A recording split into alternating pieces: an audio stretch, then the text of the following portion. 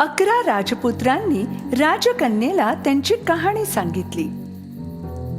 ते फक्त रात्री माणूस होऊ शकत होते आणि सकाळ झाल्याबरोबर पुन्हा 11 वन्य हंस.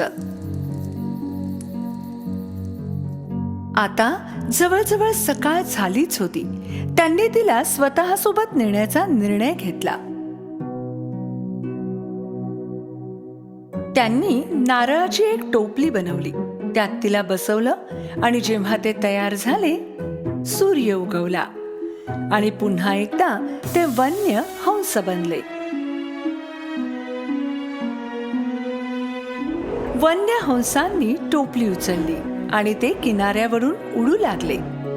राजकन्येला तिच्या भावांसोबत उडताना खूप आनंद वाटत होता. जणू काही ते एक स्वप्नच होतं. थोड्याच वेळात